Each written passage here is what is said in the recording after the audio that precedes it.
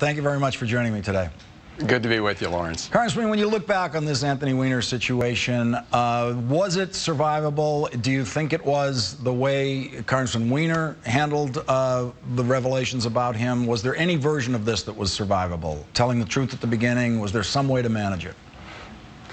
Well, that's hard to say because, as you said, he went through a week where he misled the American people, misled others. So it's really hard to do any kind of Monday morning quarterbacking. I just do want to say that he made the right decision today for both his family and for the country, and I'm glad he made this decision. Okay, and just one more. Sure. Why is there no consistency in political reactions to these kinds of scandals in either party, Democrat or Republican? I mean, why, for example, did some Democrats who never ever suggested that Bill Clinton or Charlie Rangel should resign immediately call on Anthony Weiner to resign? Well, each of these has its own sort of dynamic. Each of them has their own sort of flavor. Getting back to your earlier question, I do think the fact that Anthony Weiner went on national television day after day to present the wrong version of the story, you know, to try and fabricate an entire other reality, only made his problems a lot worse. All right, Congressman, on 8:19 p.m. of June 16th, the last word is officially moving on from the Anthony Weiner story. I want to go to the new NBC Wall Street Journal poll. It shows that 22% believe that Congressman Paul Ryan's Medicare plan is a good idea. 31% believe that that is a very bad idea. And 45% have no opinion about it. That's now 2 months ago. 22% thought it was a bad idea. That's gone up 9 points. You are, in terms of momentum anyway, winning the argument over the Ryan plan. Where do we go from here in the discussion of the future of Medicare? Well, the reality is that the Ryan plan is a bad plan, the Republican plan, and the people who voted in the special election in New York had an opportunity to hear a lot about it and clearly rejected the Republican budget, especially the termination of the Medicare guarantee. Look, as you know, when we passed the Affordable Health Care, we made some reforms in the Medicare program. Got rid of the overpayments to the Medicare Advantage. Those were the plans, the private plans that were overly subsidized. We tried to create new incentives so that doctors would be rewarded based on the value of care they provide rather than the volume of care and the number of tests.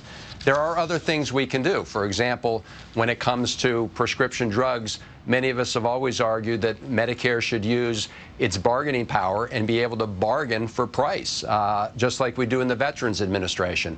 So there are lots of things we can do, but what we should not do is the Ryan plan, which forces, as you know, seniors into the private insurance market and gives them, you know, whether you call it a voucher premium support, the reality is they're going to face skyrocketing costs or dramatically lower benefits because private insurance companies are going to ration their care. Congressman, I'm not going to waste a question and ask you what's going on in those Biden talks with the Republicans, because I know you've been sworn to secrecy, but is there any kind of Medicare cut that you could support in those bipartisan negotiations with the Vice President? We've made it clear we will not support any cuts to Medicare beneficiaries. We're more than willing to look at the kind of proposal that I just mentioned, where we say that prescription drug companies that are selling drugs to Medicare beneficiaries should have to pay, provide the government with greater rebates. For example, the prescription drug industry got a windfall when the Republicans passed the prescription drug bill in 2005 because they actually got higher prices for drugs to Medicaid patients who are also Medicare patients. And so that was a big windfall for them. So there are some savings that can be had, but no, we're not going to do anything to harm Medicare beneficiaries. And Congressman, just quickly, do you consider any increase in premiums at all? Do you consider that harming a beneficiary?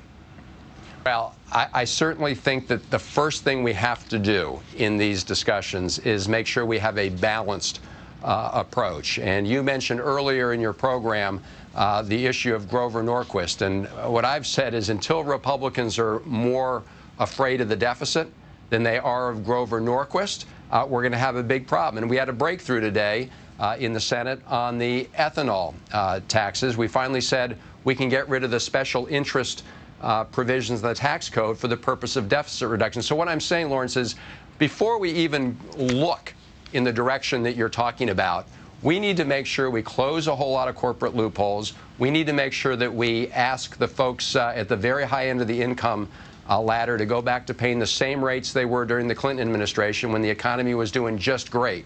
So let's prioritize how we go about deficit reduction. We understand that cuts have to be made, but you got to do a balanced approach that includes saying to oil companies and others, no more pork barrel subsidies. Well, it sounds to me like premiums are going to get on the table at some point in this process. Congressman Chris Van Hollen, thank you very much for being here tonight, and thank you very much for helping us turn the corner and move forward away from the Anthony Weiner scandal. And thank you, Lawrence. Some Republicans could be ready to face reality when it comes to